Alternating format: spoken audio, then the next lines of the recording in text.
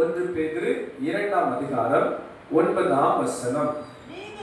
நீங்களோ உங்களை அந்தகாரத்தில் நின்று தம்முடைய ஆச்சரியமான ஒளியினிடத்திற்கு வரவழைத்தவருடைய புண்ணியங்களை அறிவிக்கும்படிக்கு தெரிந்து கொள்ளப்பட்ட சந்ததியாயும் ராஜரீகமான ஆசாரிய கூட்டமாயும் பரிசுத்த ஜாதியாயும் அவருக்கு சொந்த ஜனமாயும் இருக்கிறீர்கள். ஒரு ஆமென் சொல்லலாமா? ஆமென், ஹல்லேலூயா.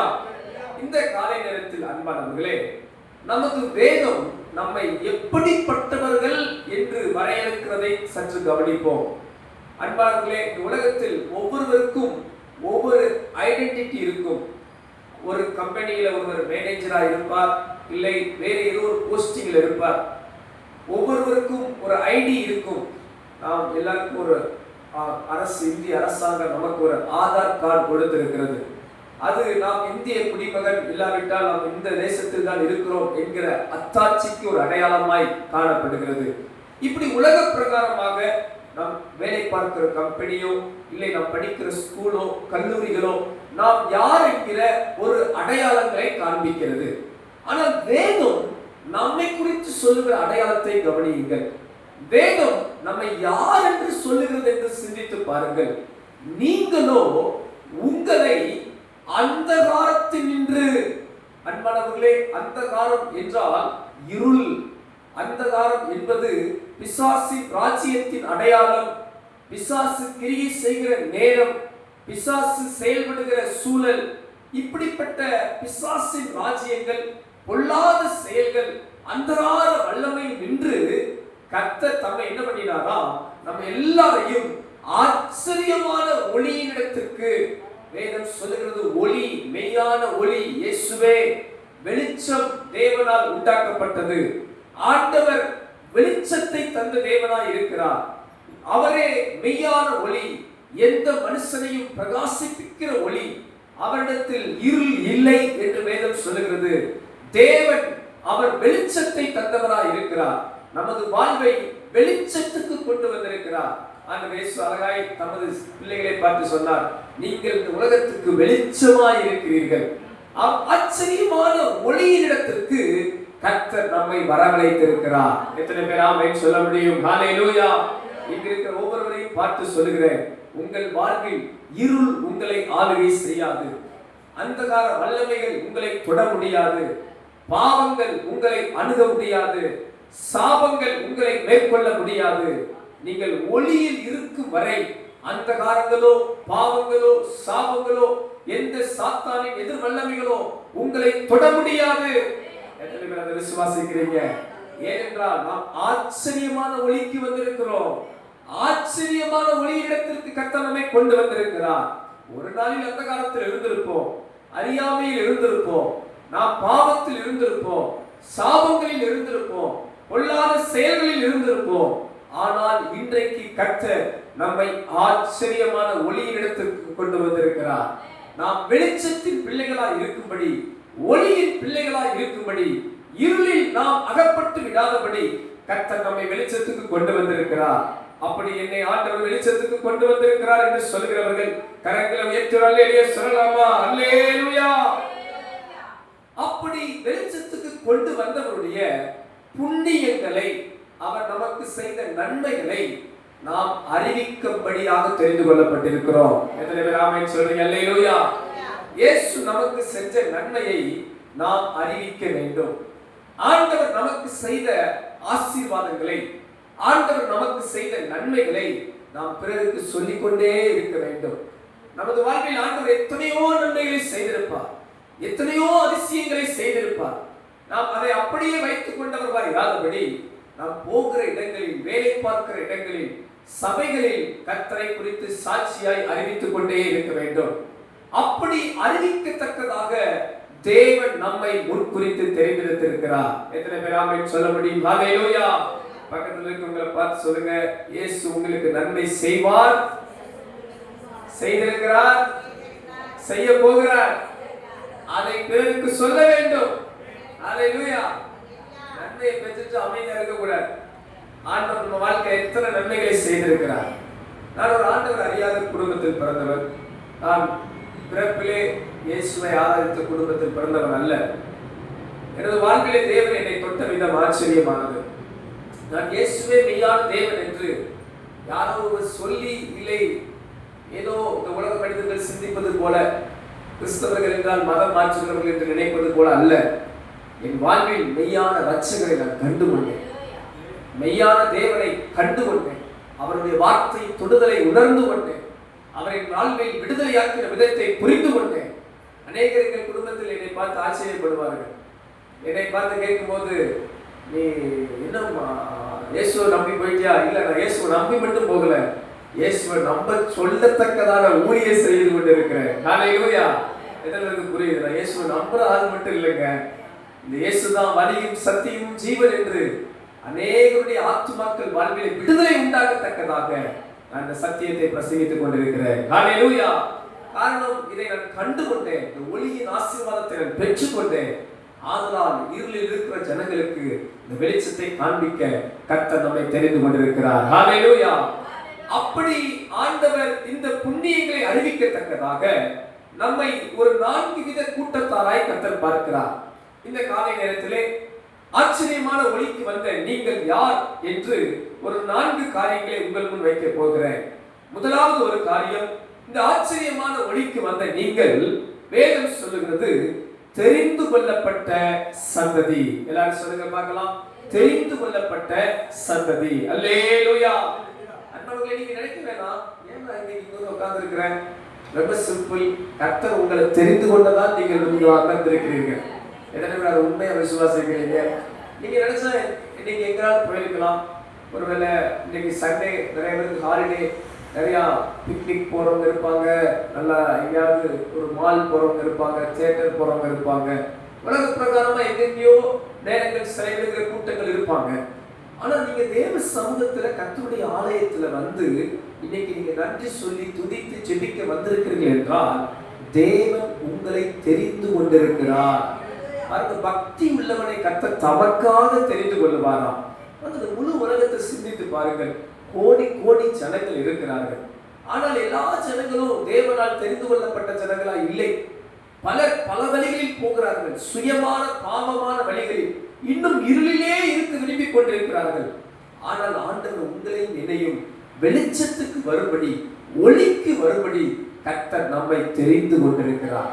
நீங்கள் தேவனால் தெரிந்து கொள்ளப்பட்டவர்கள். தாயின் கருவில் உருவாகும் முன்னே நான் உன்னை தெரிந்து கொண்டேன் என்று ஆண்டவர் சொல்கிறார். அன்பார்களே, உங்களை தேவன் ஒரு பெரிய நோக்கத்தோடும் திட்டத்தோடும் பெரிதான ஒரு ரட்சிப்போடும் உங்கள் ஒவ்வொருவரையும் தேவன் தெரிந்து கொண்டிருக்கிறார். ஏதோ யதார்த்தமாய் இங்கே நீங்கள் வரவில்லை. ஏதோ யாரோ அழைத்துதான் நீங்கள் இங்கே வரவில்லை. இல்லை ஏதோ சரி நாம் அழைத்துக்கு போனால் நன்மை கிடைக்கும் என்று ஏதோ ஒரு காரியத்துக்காக நீங்கள் வந்தது போல் சிந்திக்க வேண்டாம். தேவன் உங்களை தெரிந்து கொண்டிருக்கிறார். நீங்கள் நித்திய ராஜ்யத்துக்கு வரும்படி, நீங்கள் ஆச்சரியமான ஒளிக்கு வரும்படி, நீங்கள் ஆச்சரியமான ஒளியிடத்தில் வந்து அந்த புண்ணியங்களை பெற்றுக்கொண்டு பிறருக்கு சொல்லும்படியாக நீங்கள் தெரிந்து கொள்ளப்பட்ட சந்ததி. அல்லேலூயா. ஆண்டவர் இயேசு தமது சீசர்களை பார்த்து இப்படியாக சொல்கிறார். யோவான் எழுதின சுவிசேஷம் 15ஆம் அதிகாரம் 16வது வசனத்தை பார்ப்பீர்கள் என்றால், யோவான் 15:16 வசனம், நீங்கள் என்னை தெரிந்து கொள்ளவில்லை, நான் உங்களை தெரிந்து கொண்டேன். நீங்கள் என் நாமத்தினாலே பிதாவை கேட்டுக் கொள்வது எதுவோ அதை அவர் உங்களுக்கு கொடுக்கத்தக்கதாக நீங்கள் போய் கனி கொடுக்கும் படிக்கும், உங்கள் கனி நிலைத்திருக்கும் படிக்கும் நான் உங்களை ஏற்படுத்தினேன். ஹல்லேலூயா. இயேசு தமது சீசர்களை பார்த்து சொல்கிறார், நீங்கள் என்னை தெரிந்து கொள்ளவில்லை, நான் உங்களை தெரிந்து கொண்டிருக்கிறேன். பக்கத்தில் இருக்கிறவங்க பார்த்து சொல்லுங்க, இயேசு, ஆண்டவர் இயேசு உங்களை தெரிந்து கொண்டிருக்கிறார். ஹல்லேலூயா.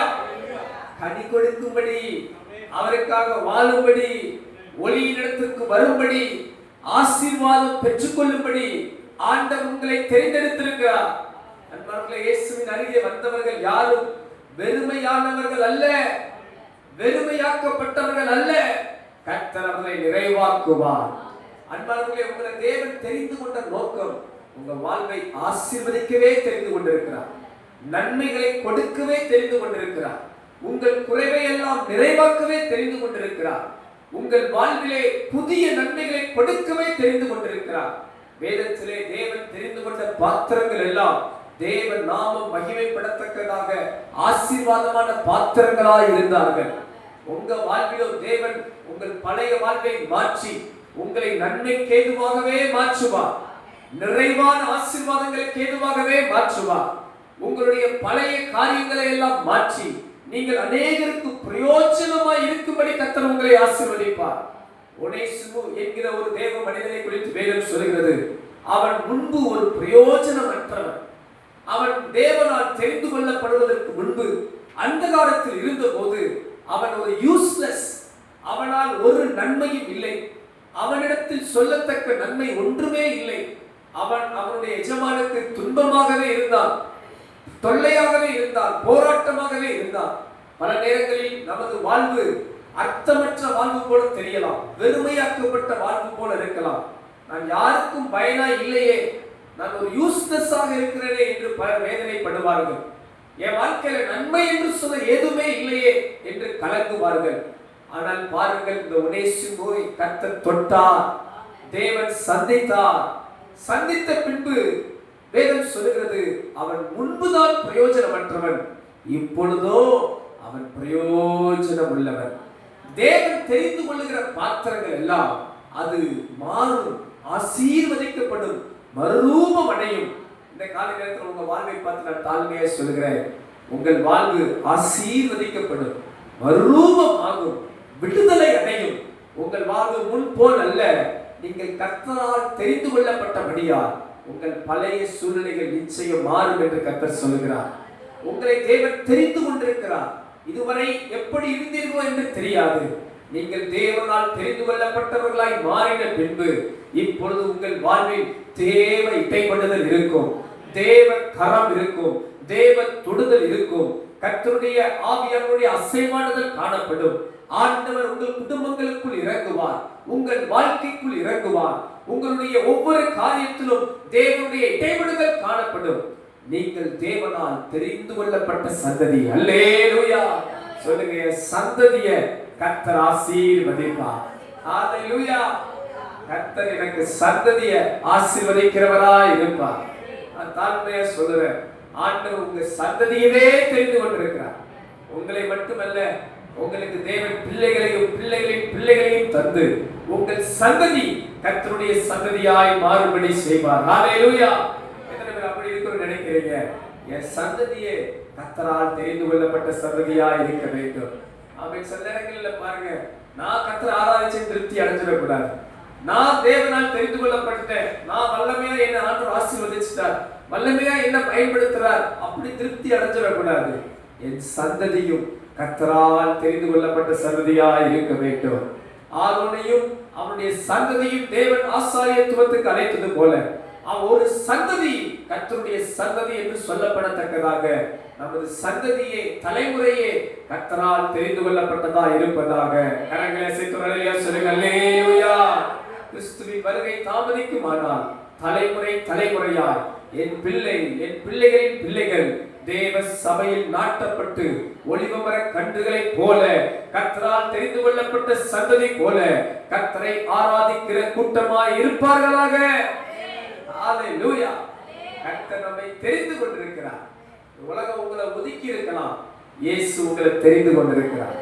இந்த உலகத்துக்கு நீங்க வேண்டாதவர்கள் போல் காணப்படலாம். நான் தாழ்மையா சொல்றேன், இயேசுவுக்கு நீங்க தேவை. இயேசுப்பா உங்களை ரொம்ப நேசிக்கிறார். வேதம் சொல்கிறது, அவர் நம்மிடத்தில் மிகுந்த அன்பு கூர்ந்தாராம், நம்மிடத்தில் வைத்த அன்பினாலே தமது ஜீவனையே தந்தார். உங்க வாழ்வை ஆண்டவர் நிச்சயம் ஆசீர்வதிப்பார். நீங்கள் தெரிந்து கொள்ளப்பட்ட சந்ததி. எல்லாரும் சொல்லுங்க, நான் தெரிந்து கொள்ளப்பட்ட சந்ததி. அல்லேலூயா. உங்களையும் உங்கள் குடும்பத்தையும் கர்த்தர் தெரிந்தெடுத்திருக்கிறார். உங்களையும் உங்கள் குடும்பத்தையும் கர்த்தர் தெரிந்தெடுத்திருக்கிறார். எத்தனை பேர் அதை நம்புறீங்க? அல்லேலூயா. இரண்டாவது காரியம் பாருங்கள், நாம் அந்த காலத்திலிருந்து ஒளியில் வந்தபடியால் நாம் யார்? தெரிந்து கொள்ளப்பட்ட சந்ததி.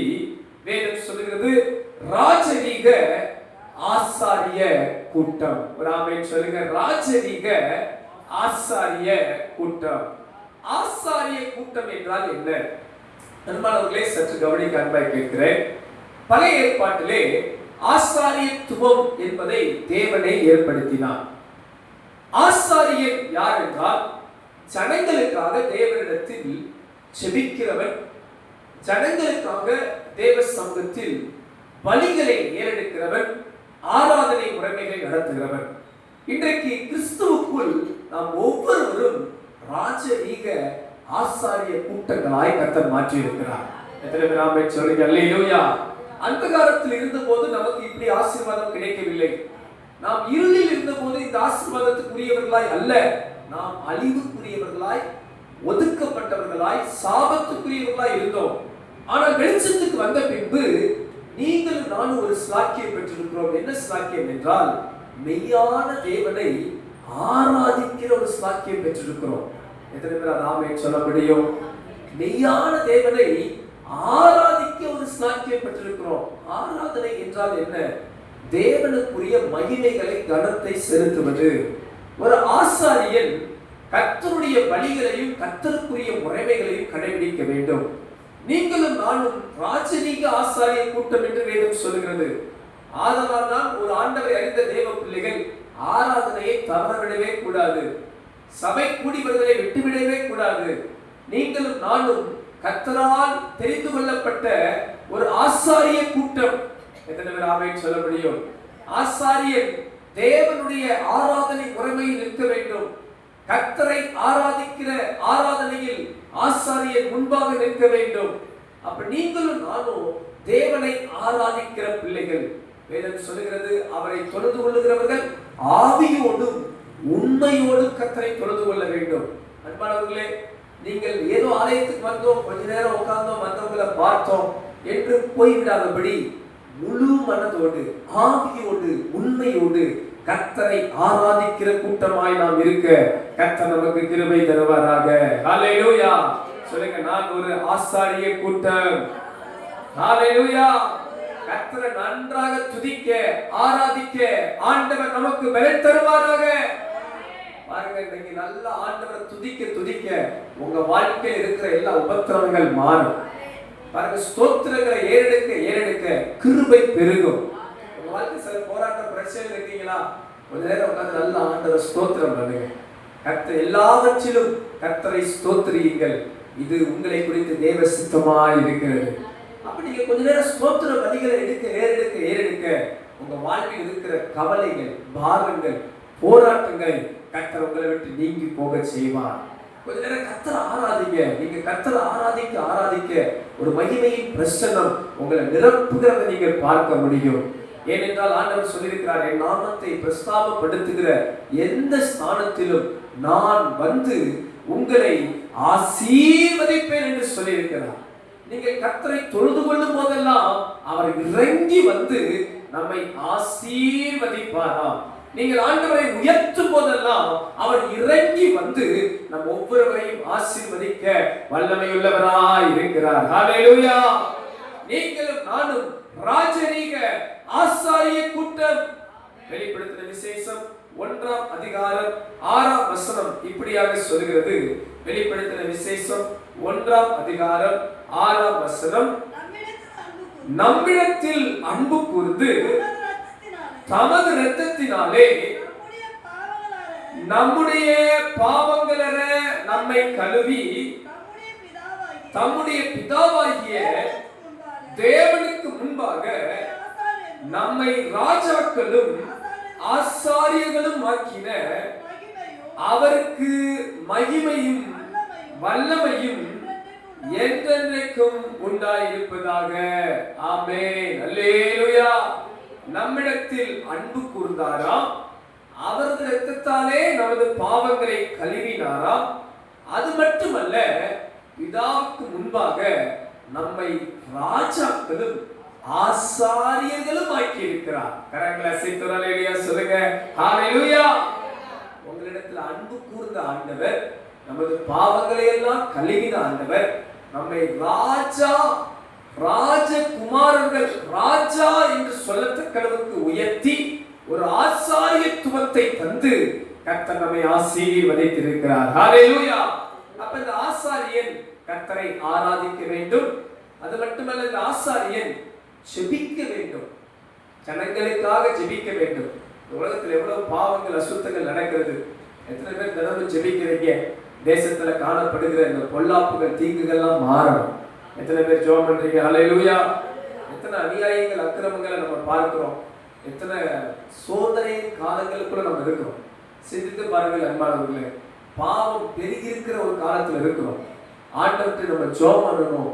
ஆண்டவர் தாமே எல்லா பாவங்களை நமது தேசத்துல ஒரு சுத்திகரிப்பை கொடுப்பாராக. பாவம் பெருகி இருக்கிறது. தேவ பிள்ளைகள் நீங்களும் நானும் ஜெபிக்கிறவர்களா இருக்க வேண்டும். கண்ணீரோடு ஜெபிக்கணும். தேசத்தில் இருக்கிற பாவங்கள் மாறும்படி, அசுத்தங்கள் மாறும்படி, தீங்குகள் மாறும்படி நாம் கண்ணீரோடு ஜெபிக்கிற தேவ பிள்ளைகளா இருக்க வேண்டும். ஏன் சபை ரொம்ப அவசியம்?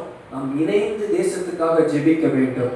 தேவ பிள்ளைகள் ஒரு மனமா தேசத்துல நன்மை உண்டாகும்படி ஜெபம் பண்ணணும். பாருங்கள், அன்றைக்கு இஸ்ரவேல் ஜனங்கள் முறுமுறுத்து தேவ கோபாக்கினைக்கு வந்த போது ஆரோன் ஆசாரியன் அந்த தூப கலசத்தை கொண்டு போக வேண்டும். ஏனென்றால் ஜெபந்தான் தீங்க தடுக்கும். ஜெபிக்கிற ஜெபந்தான் வரப்போகிற அழிவிலிருந்து காப்பாற்றும். அந்த ஜெபந்தான் ஜனங்களை மீட்கும். ஆபிரகாமின் ஜெபம் லோத்துவை காப்பாற்றினது. இப்படி இஸ்ரவேல் ஜனங்கள் ஜெபித்த ஒவ்வொரு ஜெபங்களையும் கர்த்தர் நினைத்தருளினார். நாம் ஏறெடுக்கிற ஜெபம் ஜனங்களை மீட்கும். தேசத்தை அழிக்காதபடி அங்கே ஜெபிக்கிற ஜெபம் ஜனங்களை காக்கும். நாம் ஆசாரியர்களாய் ஜெபிக்கிறவர்களாய் இருக்க வேண்டும். அன்பானவர்களே, நமக்காகவே ஜெபிச்சு ஜெபிச்சு நமக்கே ஆசீர்வாதம் வேணும் நம்ம நினைக்க கூடாது. ஒரு ஆண்டவருடைய பிள்ளைகள் சுயநலமுள்ள பிள்ளைகளா இருக்க கூடாது. சிலர் பாருங்க, அதிகமா ஜெபிக்கிறது அவங்களுக்காகவே ஜெபம் பண்ணுவாங்க. அன்றைய என்ன ஆசீர்வதிங்க, என் குடும்பத்தை ஆசீர்வதிங்க, என் பிள்ளைகள் ஆசீர்வதிங்கன்னு இருப்பாங்க. ஸ்தோத்திரம், ஹல்லேலூயா. நீங்களும் அப்படி இருக்க மாட்டீங்க நான் நினைக்கிறேன். ஆமென் சொல்லலாமா? நம் ஜெபம் பரந்த விஸ்தாரமான பாரமுள்ள தரிசனமுள்ள ஜெபமா இருக்கணும். ஹல்லேலூயா. நாம் பிறருக்காக ஜெபிக்க வேண்டும். வேதம் சொல்லுது, ஒருவருக்காக ஒருவர் ஜெபம் பண்ணுங்கள். பாருங்கள், ஆண்டவர் சொல்கிறார், எல்லா மனுஷருக்காகவும் ஸ்தோத்திரங்களையும் விண்ணப்பங்களையும் ஏறெடுக்க வேண்டும். சொல்லுங்க, எல்லா மனுஷருக்காகவும். பக்கத்துல பாருங்க, நம்ம யாருக்காக ஜெபம் பண்ணணும்னு தெரியுமா? எல்லா மனுஷருக்காகவும். ஹல்லேலூயா. எல்லாருக்காக ஜெபம் பண்ணணும். எல்லாரும் நல்லா இருக்கணும்னு நினைக்கணும். எல்லாரும் ரட்சிக்கப்படணும்னு நினைக்கணும். எல்லாரும் பரலோகம் வரணும்னு நினைக்கணும். ஹல்லேலூயா. ஒரு உண்மை இயேசுவை பின்பற்றுகிற சீசன் சுயநலமா இருக்க முடியாது. அவருடைய எண்ணங்கள் எல்லாரும் சத்தியத்தை அடைய வேண்டும், நித்திய ராஜ்யத்துக்குள் வர வேண்டும் என்கிற பரந்த தரிசனம் ஒரு உண்மை சீசனுக்கு உண்டா இருக்கும். ஹல்லேலூயா. அப்ப ஆசாரிய கூட்டமா இருக்கிற நாம் எல்லா ஜனங்களுக்காக ஜெபிக்க வேண்டும். அதிகாரத்தில் இருக்கிறவங்களுக்காக ஜெபிக்க வேண்டும். ஆளுகை செய்கிறவங்களுக்காக ஜெபிக்க வேண்டும். அழிந்து போகிற ஆத்துமாக்களுக்காக ஜெபிக்க வேண்டும். அன்பானவர்களே, இப்படி ஒவ்வொரு காரியத்திலும் நாம் பார்க்கிற ஒவ்வொரு வாரங்களுக்காக ஆண்டவரே இந்த நிலைமை எங்க தேசத்துல மாற வேண்டும் என்று கண்ணீரோடு ஜெபிக்க கர்த்தர் நமக்கு பலன் தருவாராக. ஹல்லேலூயா. இதற்காகவே தேவன் நம்மை அந்தகாரத்தில் நின்று ஆச்சரியமான ஒளியினிடத்திற்கு கொண்டு வந்திருக்கிறார். நாம் ஒளிக்கு வந்து விட்டோம். இன்னும் இருளிலே பெருக்கூட்ட ஜனங்கள் இருக்கிறார்கள். நாம் ஒளியில் ஆசீர்வாதமாய் இருக்கிறோம். இன்னும் அந்தகாரத்துக்குள் மாட்டிக்கொண்டு இருக்கிற எத்தனையோ ஆயிரக்கணக்கான ஆத்துமாக்கள், லட்சக்கணக்கான ஆத்துமாக்கள் இருக்கிறார்கள். அவர்கள் வாழ்வின் நன்மைக்காக சபையும் தேவ பிள்ளைகளும் ஆசாரிய கூட்டமாய் இருக்கிற நாம் எல்லாரும் ஜெபிக்க கர்த்தர் பலன் தருவாராக. கரங்களை உயர்த்தி அல்லேலூயா சொல்லலாமா? அல்லேலூயா. அந்தகாரத்திலிருந்து ஒளிக்கு வந்தவர்கள் நாம் யார்? தெரிந்து கொள்ளப்பட்ட சந்ததி, ஆசாரிய கூட்டம். அதோடு கூட அடுத்த அருமையான ஒரு வார்த்தை சொல்கிறது, நீங்களும் நானும் யார் என்றால் பரிசுத்த ஜாதியா இருக்கிறோம். ஆமென் சொல்லுங்க. அல்லேலூயா. நாம் பரிசுத்த ஜனம். அன்பானவர்களே, நீங்களும் நானும் பரிசுத்த ஜனம். நமது வாழ்வில் ஒருவேளை நீங்க நினைக்கலாம், நான் பரிசுத்தம் உள்ளவன் இல்லையே பாஸ்டர் என்று சொல்லலாம். ஆனால் வேதம் சொல்லுகிறது, இயேசு கிறிஸ்துவின் இரத்தம் நமது சகல பாவங்களையும் நீக்கி கழுவி நம்மை சுத்திகரித்திருக்கிறது. உங்கள் பாவங்கள் சிவேரென்று இருந்தாலும் கர்த்தர் அவையெல்லாம் ஒரு வெண்மையாய் மாற்ற வல்லவராய் இருக்கிறார். நமது பாவங்களை நம்மை கழுவி இருக்கிறார், சுத்திகரித்திருக்கிறார். நம்மை ஒரு பரிசுத்த ஜனமாய் கர்த்தர் மாற்றி இருக்கிறார். அதுக்காக இருக்கிறவங்களை பார்த்து சொல்லலாமா, நீங்கள் பரிசுத்த ஜனம். அல்லேலூயா. நீங்கள் பரிசுத்த ஜாதியாய் இருக்கிறீர்கள். ஆமென். எத்தனை பேர் உண்மையாக ஏற்றுக்க விரும்புறீங்க? வேதம் நமக்கு கொடுக்கிற அந்தஸ்தை பாருங்க. நீங்களும் நானும் பரிசுத்தவான்கள். அல்லேலூயா. ஆனா நம்ம அப்படி இருக்கிறோமா? ஸ்தோத்திரம். நம்ம அப்படி இருக்கிறோமா? எல்லா பாவமும் செய்யற கூட்டமா நம்ம இருக்க கூடாது. உலகத்துல எப்படினாலும் இருப்பாங்க, அந்த காலத்தில் இருக்கிறவர்கள் எப்படினாலும் இருப்பாங்க. ஒளிக்கு வந்தவர்கள் பரிசுத்த ஜனமாய் இருக்கிறேன். உங்க ஆத்துமாவை கரை திரை இல்லாமல் காத்துக்கொள்ள வேண்டும். உங்க ஆத்துமாவில் கரைபடியாதபடி காத்துக்கொள்ள வேண்டும். பாருங்க, சில நேரம் நம்ம நல்ல புது ஆடை அணிஞ்சா எவ்வளவு கேர்ஃபுல்லா இருக்கிறோம் பாருங்க. எத்தனை பேர் நான் சொல்றது ஏற்றுக்கிறீங்க? எவ்வளவு கேர்ஃபுல்லா இருப்போம். எந்த கரையும் பற்றாம, எந்த ஒரு தீங்கும் அந்த ஆடைக்கு வந்துடாம, நம்ம எவ்வளவு கவனமா உட்கார்ற இடம் முதற்கொண்டு போகிற இடம் முதற்கொண்டு ரொம்ப கேர்ஃபுல்லா இருக்கும். அதுவும் நல்ல மாதிரி லைட் கலர் ஒயிட்டு அந்த மாதிரிலாம் இருந்துட்டா ரொம்ப கவனமா இருக்கும். ஏன்னா கரம் போகாதுல்ல, அதை ரொம்ப துவைக்க கஷ்டப்படணும் அப்படின்னு சொல்லி ரொம்ப கவனமா இருக்கும். வெளிப்பிரகாரமான சரீரத்தை மறைக்கிற இந்த ஆடைக்கே இவ்வளவு நம்ம சரத்தை எடுக்கிறோம், எவ்வளவு கவனம் செலுத்துகிறோம். ரட்சிப்பின் வஸ்திரத்தையும் நம்மை கரைபடாமல் காத்துக்கொள்ள வேண்டும். வேதம் சொல்லுங்க, ரட்சிப்பு ஒரு வஸ்திரத்துக்கு ஒப்பிடுகிறது. நம்ம ரட்சிப்பின் வஸ்திரத்தை எப்படி பார்த்துக்கணும்? கரைபடாமல் காத்துக்கொள்ள வேண்டும். மணவாளன் வரும்போது மணவாட்டியிடத்தில் எதிர்பார்ப்பது என்ன? அது கரைகளையெல்லாம் மணவாட்டியாய் இருக்க வேண்டும். அன்பானவர்களே, உங்களை தேவன் பரிசுத்த ஜனமாய் வைத்திருக்கிறார். பாவம் நம்மளை கரைப்படுத்தும். உலகத்தில் இருக்கிற அசுத்தங்களும் பாவங்களும் நம்மை கரைப்படுத்தும். நம்ம கவனமா இருங்க. அவைகளுக்கெல்லாம் கர்த்தர் நம்மை விலக்கி காப்பாராக. உலக அசுத்தங்கள், உலக பாவங்கள், உலகத்தில் இருக்கிற எல்லா தீங்குக்கு கர்த்தர் நம்மை விலக்கி காப்பாராக. உலக மனிதர்கள் போல போட்டிகள், பொறாமைகள், கசப்புகள், எரிச்சல்கள், மாம்ச சுபாவங்கள் நம்மை கரைப்படுத்தும். அன்பானவர்களே, நாம் பெரிய பெரிய பெரிய பாவங்கள்லாம் நம்ம செய்ய மாட்டோம். சோத்திரம். நம்மலாம் ஒன்றும் கொலைலாம் பண்ண மாட்டோம். ஆமா தானே? சோத்திரம். அல்லேலூயா. கத்தியை வச்சு என்ன பண்ண மாட்டோம்? அப்படி இருப்பீங்களா? சோத்திரம். கிச்சன்ல காய் வெட்டுறீங்களோ இல்லையோ, டெய்லி வீட்டுக்கார பார்த்து அப்படின்றீங்க போலயே. நம்ம அப்படிலாம் செய்ய மாட்டோம். கத்தி வச்சு வெட்டுறது, குத்துறதுலாம் செய்ய மாட்டோம். ஆனால் நம்ம வார்த்தை இருக்கு. சோத்திரம். வார்த்தையாலே நம்ம பலரை 1000 கூட பண்ணியாச்சு. கத்தியை வச்சு ஒரு தடவை தான் குத்துற, ஆனா வார்த்தையை வச்சு என்ன பண்ணிட்டோம்? 1000 நாள் செத்தாச்சு. சடலமா சுத்திக்கிட்டு இருக்கான். நம்ம பேச்சுல ஆளை என்னைக்கு அவுட்டு, உயிர் இல்லை, ஆளு நடைபெறமா தான் சுத்திக்கிட்டு இருக்கிறான். நம்ம அவ்வளவு தூரம் நம்ம வார்த்தையால் என்ன பண்ணிட்டோம்? வேதனைப்படுத்தி, காயப்படுத்தி அவங்க கொலை பண்ணிருக்கோம் தான் சொல்லணும். இப்படி நிறைய கதைகள் சொல்லலாம். உலக பிரகாரமா பெரிய பெரிய பாவம் செய்யாதவங்களா இருந்திருப்போம். ஆனால் சின்ன சின்ன இடத்துல கூட நாம் பரிசுத்த ஜனம் என்பதை மறந்து நாம் பாவத்தில் வீழ்ந்திருக்கிற ஜனமாக இருக்கக்கூடும். இந்த கால நேரத்தில் ஆவியானவர் நம்மை மறுபடியும் எழுப்புகிறார். நாம் அந்த காலத்தின் பிள்ளைகள் அல்ல, ஒளியின் பிள்ளைகள், பரிசுத்த ஜனம் என்பதை நாம் ஒரு நாள் மறந்துவிடக்கூடாது. நாம் பரிசுத்தத்தை காத்துக்கொள்ள வேண்டும். ஆண்டவர் எப்படி சொல்றாரு பாருங்களேன். 1 பேதுரு 1ஆம் அதிகாரம் 15-16 வசனத்தை கவனிங்களேன். ஆண்டவர் எப்படிப்பட்ட பரிசுத்தத்தை சொல்லுகிறார் கவனிக்கிற வார்த்தையை. 1 பேதுரு 1:15-16. 1 பேதுரு 1. உங்களை அழைத்தவர் பரிசுத்தராய் இருக்கிறது போல நீங்களும் உங்கள் நடக்கைகள் எல்லாவற்றிலேயும் பரிசுத்தராய் இருங்கள். நான் பரிசுத்தர், ஆகையால் நீங்களும் பரிசுத்தராய் இருங்கள் என்று எழுதியிருக்கிறது. அல்லேலூயா. சொல்றத நல்ல கவனிங்க அன்பானவர்களே. உங்களை அழைத்தவர், உங்களை தெரிந்து கொண்டவர், உங்களை ரட்சித்த ஆண்டவர் பரிசுத்தராய் இருக்கிறது போல, அவர் பரிசுத்தராய் இருக்கிறது போல நீங்களும், வசனம் சொல்லுது, உங்கள் நடக்கைகள் எல்லாவற்றிலேயும், சேர்ந்து பக்கத்துல போய் பார்த்து சொல்லுங்க, உங்கள் நடக்கைகள் எல்லாவற்றிலேயும். அல்லேலூயா, ஸ்தோத்திரம். நம்ம செய்யற எல்லா காரியத்திலும் எப்படி இருக்கிறோமா? எப்படி பரிசுத்தமா இருக்கிறது? அழைத்தவர் பரிசுத்தராய் இருக்கிறது போல. ஆண்டவர் இயேசு எப்படி பரிசுத்தராய் இருக்கிறாரோ, அவரிடத்தில் எவ்வளவு இருளோ கரைகளோ பாவங்களோ குற்றங்களோ சொல்ல முடியாதது போல, நம்மை அழைத்த இயேசு பரிசுத்தராய் இருக்கிறது போல, நமது நடக்கைகள் எல்லாவற்றிலேயும் பரிசுத்தராய் இருங்கள் என்று வேதம் சொல்லுங்க. இது ஆவிக்குரிய எல்லையில் பெரிய உச்சமா இருந்தாலும் ஆண்டவர் நமக்கு ஒரு கிருபை தருவார். ஆண்டவர் சொல்றார் பாருங்க, நான் பரிசுத்தர் ஆகையால் நீங்கள் எப்படி இருங்க. அல்லேலூயா. ஆண்டவர் சொல்றார், நான் எப்படி இருக்கிறேன்? நான் பரிசுத்தரா இருக்கிறேன், ஆகையால் நீங்கள் எப்படிதான் இருக்கணும்?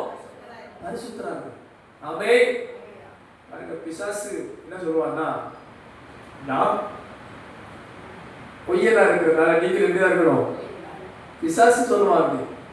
அந்த காலத்துல இருக்கிற பிசாசு வல்லமைகள் அது என்ன பண்ணணும், அவன் மோசமா இருக்கிறதுனால அவனோடு கூட வர்ற ஆளுக்கு எப்படிதான் இருக்குவான்? மோச போக்குறவனா மாற்றுவான். அது சொல்லுவாங்கல்ல, யார் கூட சேர்றோமோ அவனை மாதிரி நம்ம என்ன பண்ணிடுவோம்? மாறிடுவோம். ஆங்கிலத்தில் அழகா ஒரு பழமொழி சொல்லுவாங்க, உன் நண்பன் யார் என்று சொல், உன்னை நான் யார் என்று சொல்லுகிறேன் என்று சொல்லுவாங்க. ஏன்னா யார் கூட சேர்றோமோ அவங்கள மாதிரி நம்ம என்ன பண்ணிடுவோமா? மாறிடுவோம். பூவோட சேர்ந்த நாரும் மணக்கும் சொல்லுவாங்க. அப்போ உலக பிரகாரம் அந்த காலத்திலேயே இருந்தா அவங்கள மாதிரி தான் மாறுவோம்.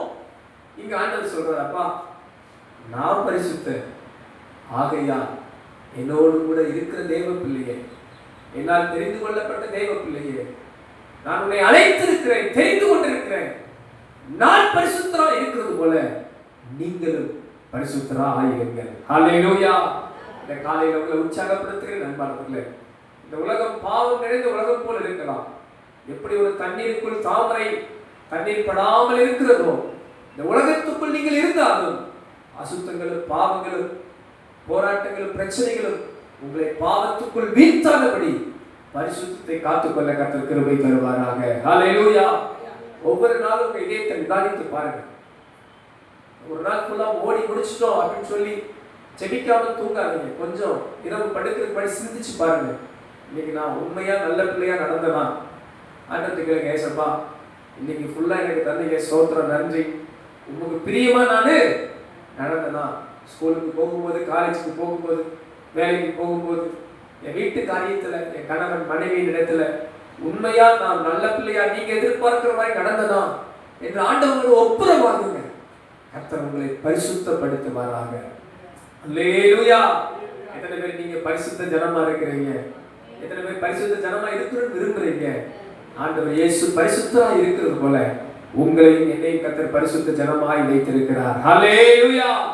கடைசி ஒரு காரியம், அந்த காலத்தில் இருந்த நாம் ஒளியிடத்திற்கு வந்ததின் நோக்கம் வேதம் அழகாய் சொல்கிறது, நாம் தெரிந்து கொள்ளப்பட்ட சந்ததி, ஆசாரிய கூட்டம், பரிசுத்த ஜனம்.